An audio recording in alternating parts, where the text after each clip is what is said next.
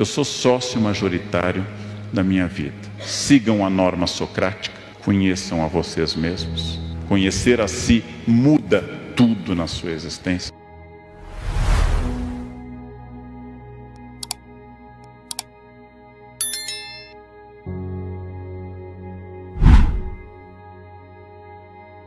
O custo de tudo é o esforço. Não o esforço de um dia, não o esforço de fazer uma vez, o esforço diário, cotidiano, o esforço repetitivo. Esse é o custo e essa é a questão importante. E eu vou usar uma metáfora importante. Esforço é banho. Tomou hoje? Ótimo, parabéns. Amanhã, de novo, no outro dia. Esforço é diário. Não existe dieta de uma semana. Começando por esse campo. Se você fizer uma dieta de uma semana, vai descobrir que o peso que você perdeu é vingativo, ele volta acompanhado, ele volta com amigos. Você quer, se é importante para você, isso não é definido eticamente, é só uma questão de vontade. Você quer emagrecer, é um projeto de reeducação alimentar para toda a vida. Quer guardar dinheiro, não é que no mês de dezembro eu vou guardar dinheiro, é um péssimo mês para guardar dinheiro. Não é que no ano que vem eu vou guardar dinheiro, tem que ser hoje. A todo instante, esforço é banho, é diário, é repetitivo. As pessoas chamam isso por uma palavra não tão recente em português, mas muito usada agora: resiliência. A capacidade de enfrentar pequenas crises. As plataformas marítimas não caem por causa de tsunamis, elas caem por causa das marolas diárias. Ninguém mais escuta ninguém, façam o teste. Ao voltarem a casa hoje, digam à pessoa que lá ficou: eu estou cansado. O que os senhores e as senhoras ouvirão? Quem está casado há mais de 12 horas sabe. Eu estou cansado. O que eu escuto em casa? Eu também. Eu acordei às 4, acordei às 13. Eu tenho uma dor de cabeça, eu tenho um tumor. É uma concorrência permanente. Ninguém ouve ninguém. Estamos loucos para falar a nossa opinião sempre. Então, ouvir para que essa ação estratégica. Lembrem, as escolhas são livres. Insisti nisso desde o início. As consequências são obrigatórias. Eu como o que eu quiser, a consequência é obrigatória. Eu bebo, fumo, faço o que eu quiser, a consequência é obrigatória. Eu acordo a hora que eu quiser, a consequência é obrigatória. Então é preciso lembrar sempre que você é livre, mas você não pode produzir a consequência diretamente dentro da sua liberdade. As decisões são feitas em meio a mudanças. As decisões são feitas em meio a um mundo muito complicado, um mundo de mutações muito dinâmicas. E eu sou um ser histórico, que tenho consciência que dentro dos meus limites não posso vencer a morte, não posso vencer a lei da gravidade. Não há nada que eu possa fazer quando o avião entra em zona de turbulência, quando o avião arremete em Congonhas. Não sei se vocês já passaram por essa experiência. Tenta aterrissar, não consegue e decola de novo. Hoje é o dia que define o momento exato do futuro. O futuro é hoje, porque amanhã será hoje. As decisões tomadas aqui nessa noite vão marcar as senhoras e os senhores para o resto da existência. São decisões diárias, decisões tomadas sem clareza e que podem ter que ser refeitas, mas são decisões agora. Escolham o futuro. Ele nunca chega, mas ele é decorrência do presente. O que eu estou hoje é o meu futuro de ontem, e tudo que eu faço ou deixo de fazer afeta esse, entre aspas, futuro. Então essa é uma questão importante. Usando a imagem de uma escultora norte-americana, Bobby Carlyle, ela faz esse homem que se esculpe, um símbolo antropocêntrico da capacidade da minha vontade de melhorar a mim mesmo. Eu, Leandro, tenho partes prontas. Tenho partes da minha personalidade que já estão solidificadas e são satisfatórias. Tenho partes terríveis que precisam de uma ação constante. Eu tenho, com frequência, a chamada-se, usando a linguagem dos capitais, a ira. Eu sou iracundo, como diria Dante. Ou seja, eu vivo tendo ataques de raiva. É um defeito. Então, no trânsito, e para não ter os ataques, eu faço psicanálise, eu faço esporte, não ando armado. São 3 medidas. 3 medidas boas para eu permanecer tranquilo. Antes de começar a dirigir nas marginais, eu já digo, eu vou ficar tranquilo. Coloco música no carro. Isso dura quase 5 minutos de um controle absoluto. Eu tenho que melhorar isso. E me alegro que depois de 35 anos de magistério, e quase ao mesmo tempo dirigindo, eu nunca matei uma pessoa, nunca bati em nenhum aluno, mas é uma luta cotidiana. Mas por vezes essa minha ira aparece em irritação com as pessoas que trabalham comigo. Eu sou muito rápido, algumas pessoas são mais lentas. Essa irritação vem, depois eu peço desculpas. Uma pessoa ética não é a que não erra, senão a ética seria a ciência dos anjos. A ética trata das pessoas que erram e têm dor com o seu erro e querem retomar o caminho correto. A ética não fala de ninguém perfeito, fala de pessoas perfectíveis, não perfectum, feito até o fim, mas em processo de perfeição. E quando eu erro, eu tento voltar atrás, peço desculpas, me arrependo, a dor me acomete, a consciência me acusa e eu volto a essa luta constante que vai ser até o final da minha vida. Ou seja, as partes que eu tenho que lutar, as partes que estão boas, há partes que sempre foram fáceis, há partes muito complicadas. E tudo isso é o processo de eu me construir. E essa construção ela é muito, muito importante, porque com essa mensagem com a qual eu encerro a nossa reflexão, eu sou sócio majoritário da minha vida. Na minha educação, minha mãe insistia muito na frase na infância: todo problema que começa com eu é seu. Todo problema que começa com a palavra eu é seu. Só nos traga problemas que comecem com a palavra, o pronome nós. Eu é um problema seu. Então essa questão é uma questão importante. Eu sou sócio majoritário da minha vida. Eu sou a pessoa que produz essa vida. Sócio majoritário não manda em tudo, é importante lembrar, mas manda bastante. Sócio majoritário não controla tudo, mas tem um imenso controle sobre as pessoas. Então eu sou o que produz a minha vida. Muitas pessoas me dizem: está chegando o Natal, eu me sinto triste no Natal, não gosto do Natal. Bem, transforme seu Natal numa data alegre. Faça, não fique reclamando. A pergunta que Freud fez antes de morrer em 39, por que as pessoas buscam a infelicidade e quando encontram, permanecem nela e se surpreendem? Façam o Natal alegre, mudem a estrutura da festa. Ou seja, façam as coisas acontecer. Sou sócio majoritário da minha existência. Eu tenho uma consciência enorme disso. O corpo que eu tenho, o que eu sei, a família que eu construí, o conhecimento que eu acumulei, as minhas virtudes e os meus imensos defeitos começam com o pronome pessoal reto, eu.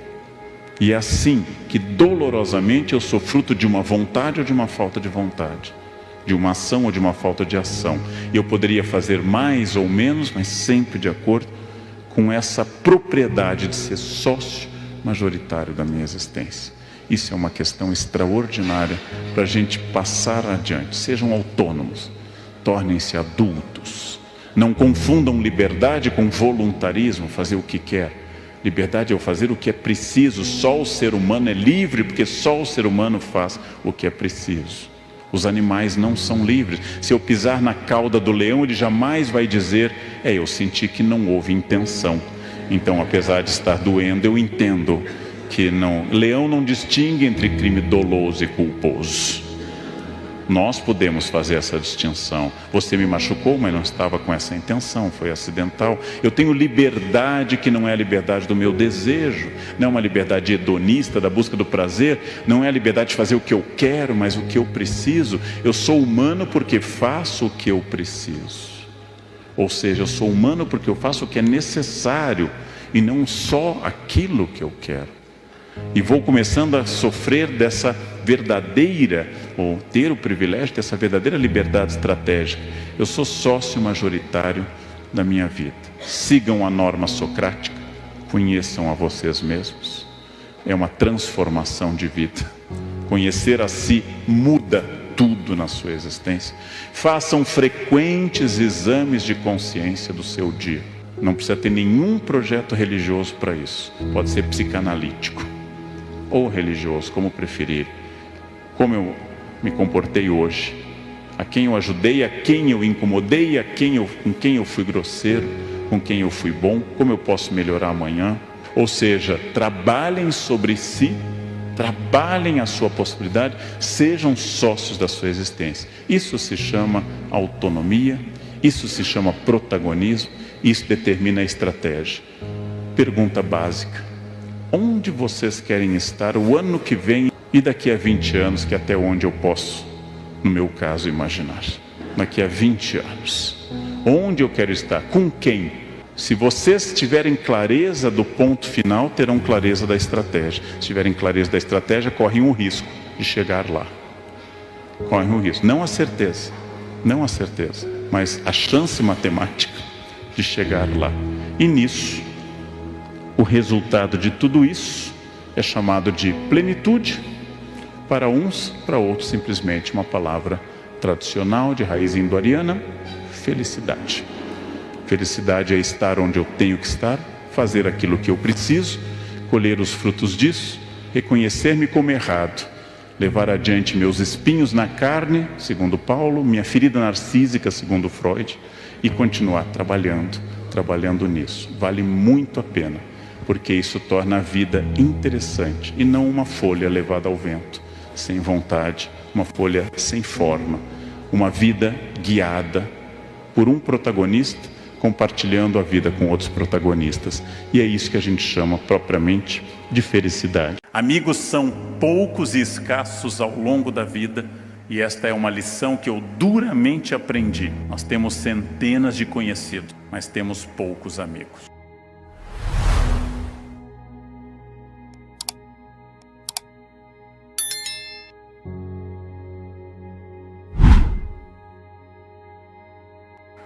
O campo ético tem, e esse é o nosso tema de hoje, eu tenho que falar a vocês do ponto de vista racional, por que é melhor ser ético e por que a vida com ética é uma vida mais fácil.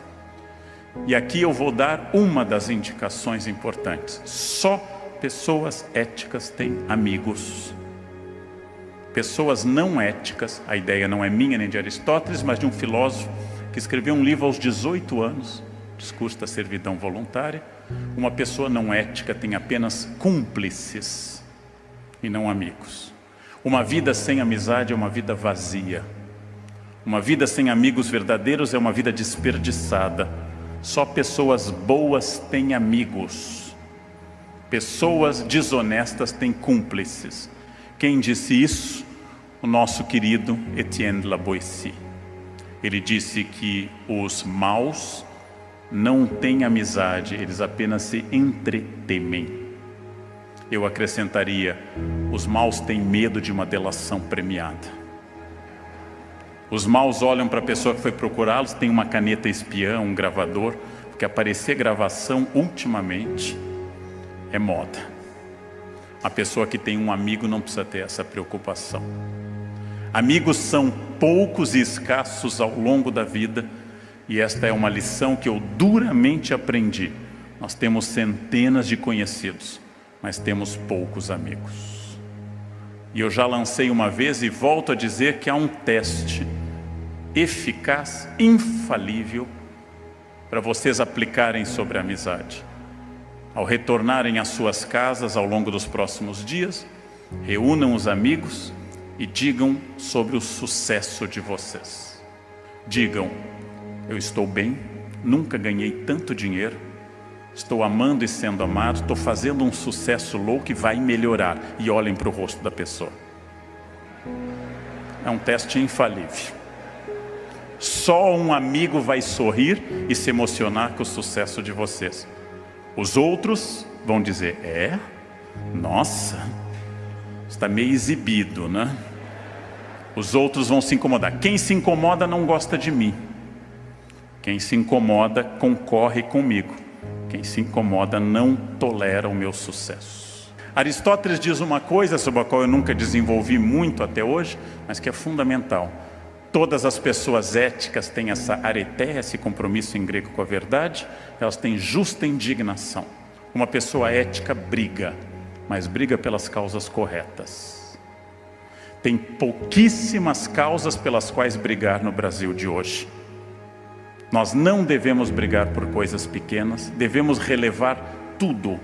Gente inconveniente, gente que fala alto, gente chata no trânsito, tudo isso é de menor importância, ou citando uma ex-autoridade federal, de menos importância. Todo o resto que é importante são as grandes causas pelas quais a vida vale a pena. Por exemplo, família, por exemplo, ética, por exemplo, a luta contra o preconceito. Estas são as causas que valem a pena e para as quais nós temos que ter justa indignação.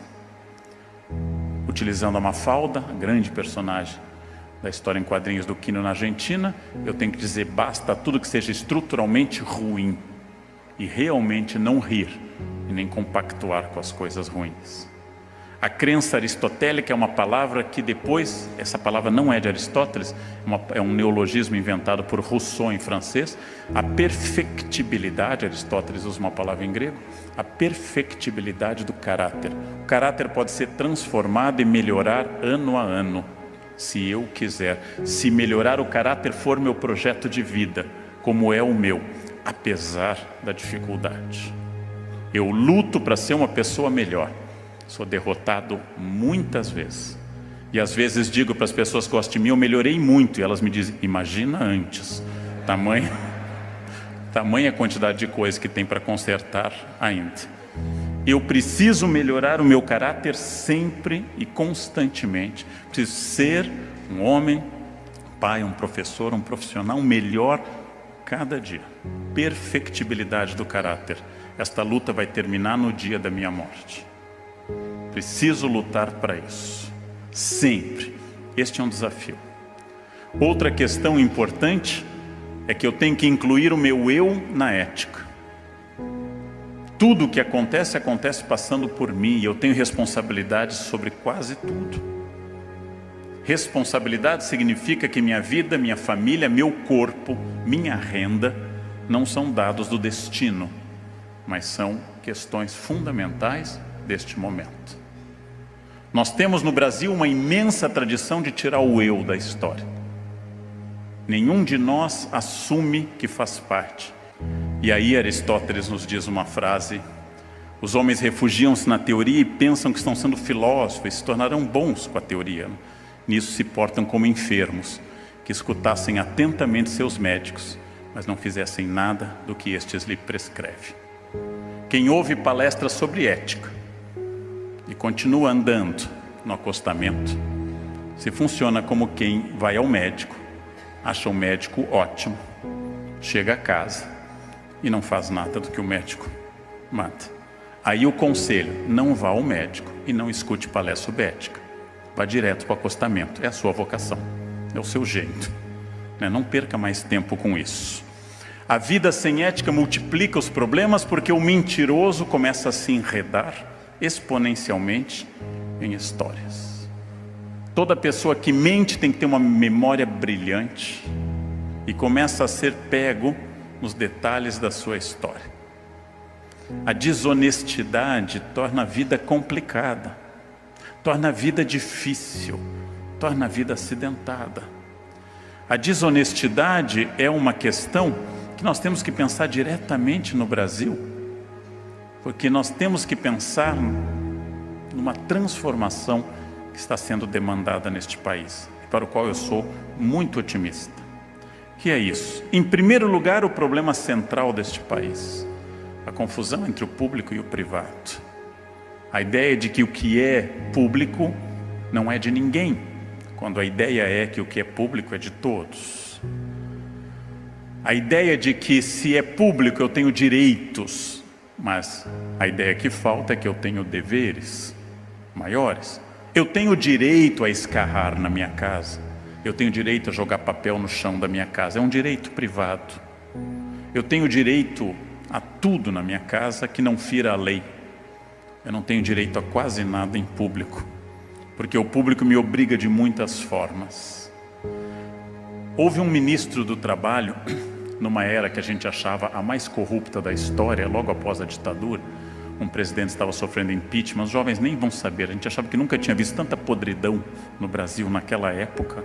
Saudade daquele tempo que um Fiat era o ponto da corrupção.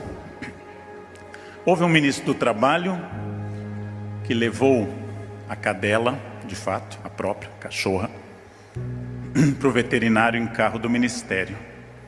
Descoberto, ele deu a frase exemplar que cachorro também era gente. O ministro achava que a nossa crítica era ao tratamento dado ao cachorro. Não era. Podia ter sido levada ou não levada. O problema não era o cachorro, a cadela. O problema era o carro público. Podia ser a esposa ficando no mesmo campo. Ou seja, podia ser a mãe, podia ser qualquer outra pessoa.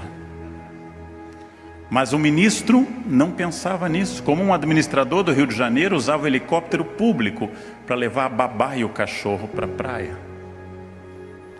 Este não é o problema.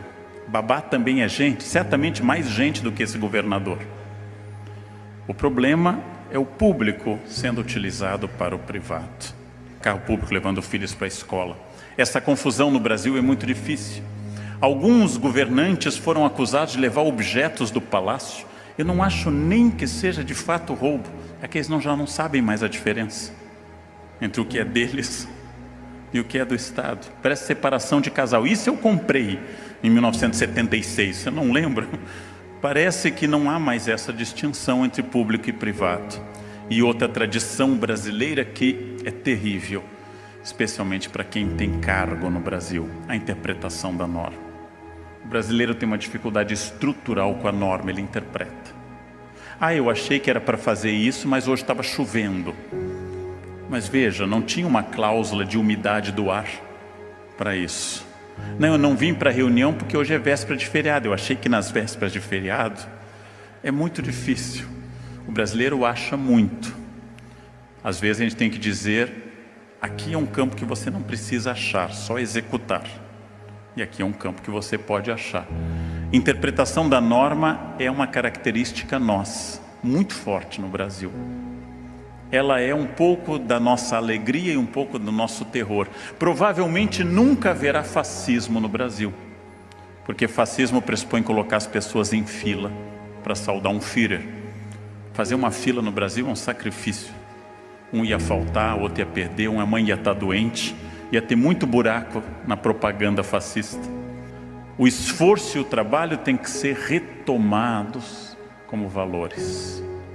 Para isso eu preciso dizer às pessoas que têm menos que elas têm que se esforçar, e aos que têm mais que também têm que se esforçar muito para manter o que têm, ou se quiserem aumentar. E quando eu digo ter o que tem, não é só material, é também pessoal, habilidades e assim por diante. Ninguém merece nada na vida. Todos devem obter tudo. Ninguém merece nada. Ninguém vem ao mundo com uma cláusula de habilidade. Eu tenho que restaurar uma coisa importante, que é um projeto de trabalho associado à ética no país. E tenho que dizer a todas as pessoas, especialmente filhos, funcionários e alunos, que é preciso associar a vida a trabalho e ética por muitos e muitos anos. Que o ponto no qual cada um de nós possa ter chegado é um ponto de um esforço extraordinário. Esforço do qual eu me orgulho muito, mas que provavelmente só eu sei o que custou, o preço que cada um de nós pagou. O quanto nós deixamos de aproveitar para aproveitar algo agora. Perspectiva é fundamental, porque perspectiva me dá uma dimensão do ponto onde eu estou em relação aos outros pontos. Perspectiva é um estudo matemático e artístico para mostrar a distância entre os pontos. Perspectiva é aquilo que diz que a cada etapa eu tenho que ver de acordo com uma evolução, uma transformação, como a metamorfose da borboleta. Então vamos dar um pouco de perspectiva quando nós achamos que não há mais nada a fazer. Este é o risco. Precisamos resgatar valores. Precisamos resgatar valores que valham a pena acreditar. Precisamos resgatar o valor do trabalho. Precisamos resgatar os valores das pessoas que amamos. Precisamos resgatar os valores desta vida produtiva que vale a pena. Eu tenho um projeto de vida pessoal, familiar, profissional e também engajado nas minhas organizações de classe. Estes projetos continuam. O Estado atrapalha ou não e deve ser muito influenciado por nós. Mas perspectiva, ponto de onde eu estou falando. De novo do micro ao macro. E aí eu volto a uma ideia.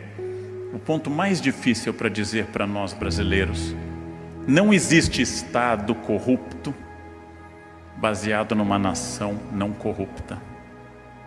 Não existe governo claro e sem corrupção baseado numa nação corrupta.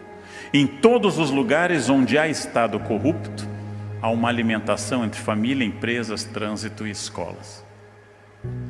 Eu ouço as críticas ao Estado e quase todas são justas. Eu dou aula há 33 anos. Há 33 anos que eu recebo atestados médicos falsos de pais. Há 33 anos que eu recebo estelionato de pais, que é talvez o pior exemplo que uma criança pode receber na vida. O pai estelionatário com um atestado médico falso. Há 33 anos que eu pego alunos colando. Há 33 anos que eu vejo pessoas fazendo coisas erradas e vejo um trânsito difícil. Eu tenho que ser a transformação que eu quero ver no mundo. Se eu quero um mundo ecológico, eu reciclo o lixo na minha casa.